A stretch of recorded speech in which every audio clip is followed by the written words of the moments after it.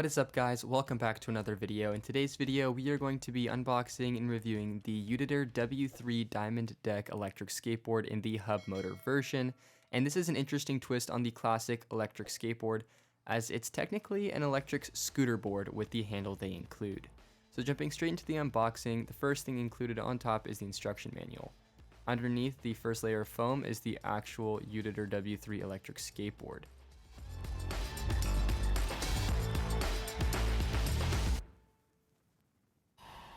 Next up, we have the charger, which is a very standard charger for an electric skateboard. This one has a really nice finish. It's a 2 amp charger, which isn't particularly fast, but it's pretty standard. Next up, we have the remote controller, which is a standard looking remote on these budget e-skates. Though I've never tried this one personally, it's got a USB-C for charging, and it's got a live telemetry display on that front facing screen. It is a little bit big and bulky though from my first impression. They've included a lightning USB charging cable, which I have no idea why they've done because the remote includes a USB-C and they don't include one of those. Next up, we've got a T-tool, which is a standard component included across most electric skateboards. Now for the unique accessories that turn this standard electric skateboard into an electric scooter board. So first up, we have this mounting plate, which basically just bolts through your truck bolt holes with these longer bolts and then provides a spot for the stem of the scooter to plug into on your electric skateboard deck. The next one are these handlebars, and this is what you'll hold on to when you're riding the scooter board, and these plug into the stem of the scooter. Speaking of which, the stem of the scooter is what connects that base mounting plate to the handlebars and is basically just a long aluminum tube. Straight out of the box, there were some dings on the electric scooter board stem. As you can see right here, there are quite a few scratches and scrapes on this metal tube, as you can see by the coating being scraped off. So that was not great on Uditer's part, but it's only an aesthetic issue and shouldn't impact the structure too much, but that's not a good sign for the rest of the board. Moving into the actual skateboard, we're going to be going over all of the components that are used on the W3 hub motor version. The first component is the deck, and the deck being used on this board is the Diamond version from Uditer. They actually have a different version of the W3, but this one in particular is the Diamond deck. So this deck is 38 inches long and is made of bamboo and fiberglass. It's got an interesting shape as seen by the diamond pattern. The grip tape looks alright with the Uditer logo on it. The concave is not particularly deep, but the flex is actually quite decent, and I really do appreciate that about this board. According to Uditer, the wheels are 90mm with a 78A durometer, and the trucks are 8 inches wide. Both the trucks and the wheels are pretty standard components seen across a lot of budget boards. Speaking of the wheels, the rear wheels are hub motors, which means that the motors are integrated in the wheels, and it uses two 600-watt hub motors that are also 90mm in diameter. These are pretty standard hub motors that you see across a lot of the cheaper budget boards, so I was really surprised to see them on a $650 electric skateboard. The rear enclosure contains the ESC, which Uditer tells me is self-developed, and I believe it because it doesn't feel like any other ESC I've tried before. There's also the power switch and the charge port located on the rear enclosure. The front enclosure is super cool and it houses the battery. It kind of looks like a lunch tub to me, which isn't great, but I can assure you it's actually a very cool front enclosure.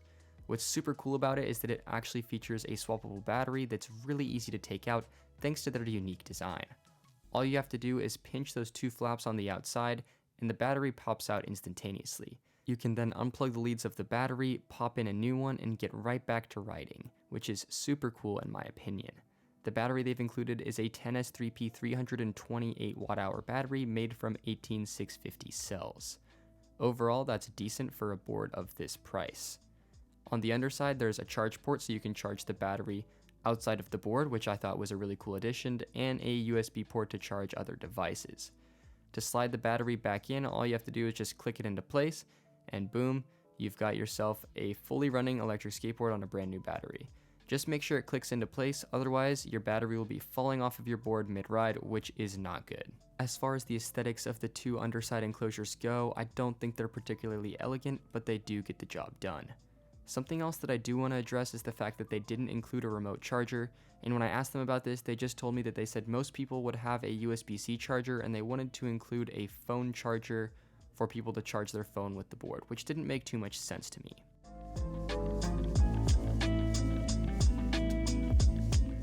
So the first thing that I did when I received the Uditer was to install that mounting plate for the handlebars. That way I can ride this board as an electric skateboard, but then also put on the handles so that it's an electric scooter board.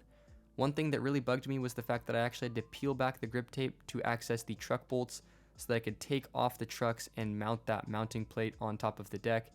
Then I had to actually reapply the grip tape, which was already a little bit messed up by then, poke holes through the grip tape, put the mounting plate on top, and then remount the trucks. I think it would be super nice if this mounting plate already came pre-installed on the board.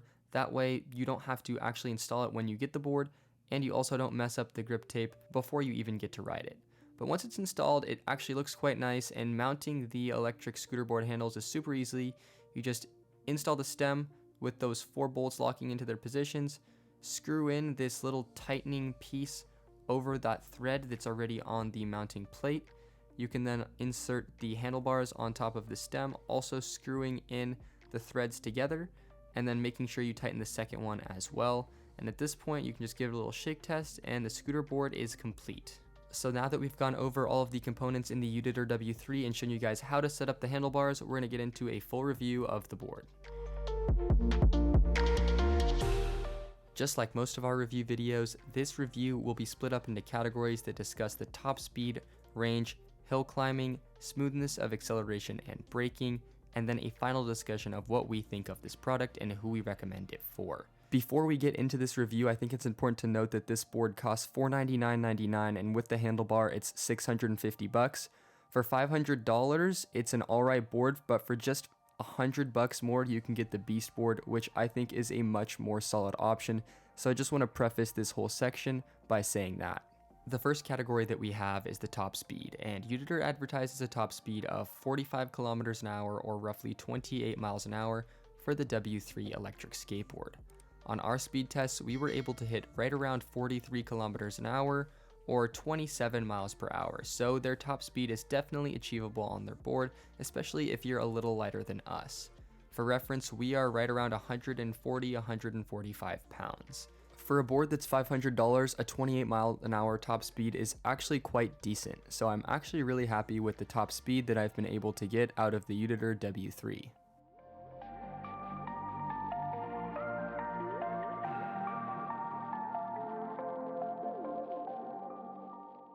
The next category that we have up is the range, and Uditer advertises that the W3 has a range of 35 to 40 kilometers or 20 to 25 miles, which I think is a little bit exaggerated, as is the case with most of these boards. On our range tests, we were able to hit right around 15 miles with a 145-pound rider in 40-degree weather.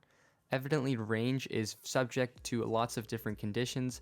I think that getting even 20 miles is a little bit of a stretch, but it is theoretically possible if you're riding in the absolute lowest speed mode with a low weight rider. For the $499 price point, I think this is right around what the board should be getting, and with the 328 watt-hour battery, I think it's actually a little bit on the bigger side.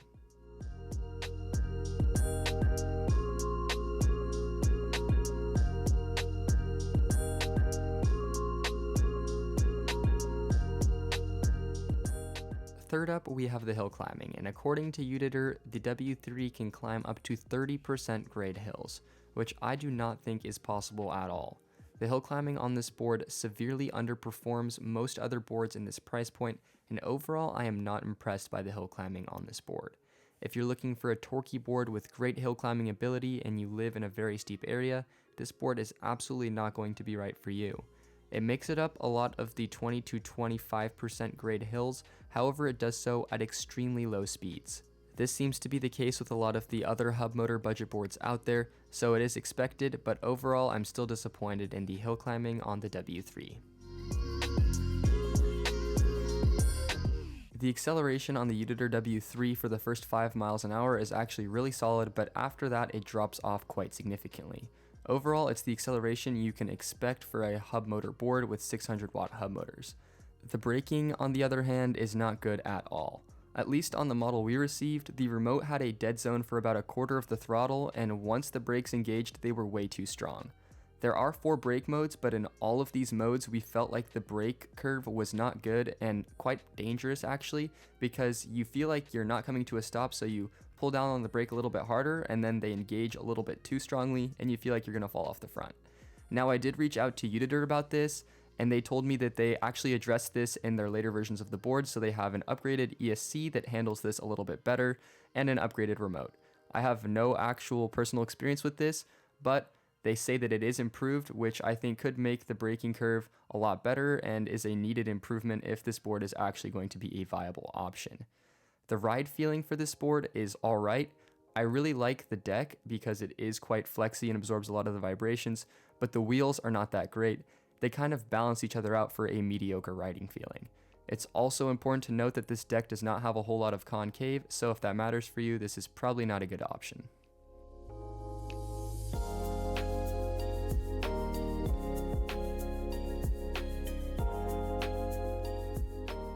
The fifth and final category of this video is the Scooterboard feature that it has. And one of the reasons that I agreed to make this video for Uditer and review the board was because I was excited to see how the Scooterboard would feel and whether or not it was actually something that would be useful for beginners.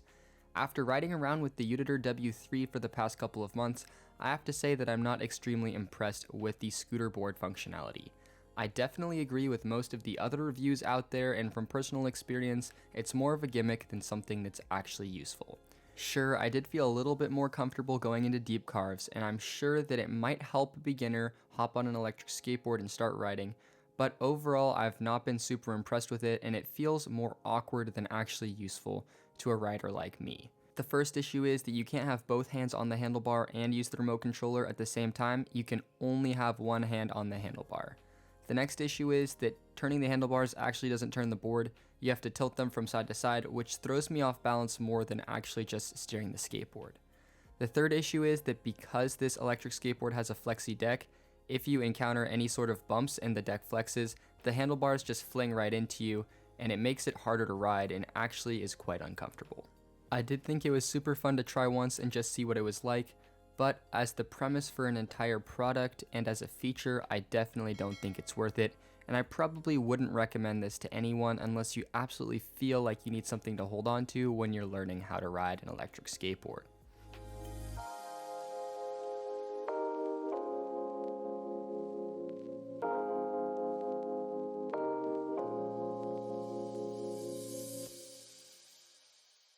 So here are my concluding thoughts on the Uditer W3 Diamond Deck Hub Motor Electric Skateboard. As a scooter board, I could see the handlebars being useful for someone that's a beginner to e-skating and feels the need to hold on to something while learning, but as you progress and get better at e-skating, the handlebars become more of a nuisance than something that's actually helpful, as they limit your turning ability and you can't hold them with both of your hands.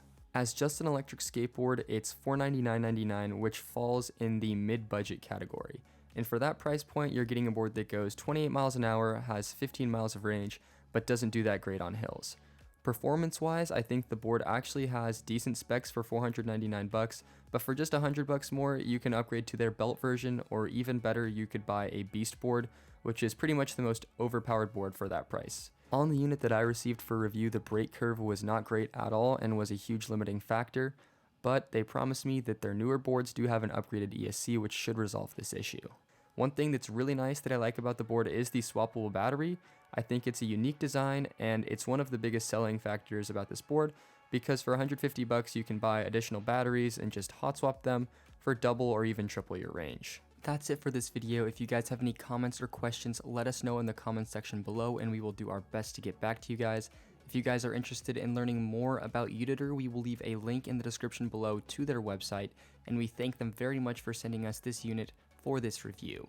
If you guys are interested in watching more review videos like this and you enjoyed this video, please make sure to leave us a like and subscribe to this channel for lots of other electric skateboard content. Thank you guys so much for watching, and we will see you guys in the next one.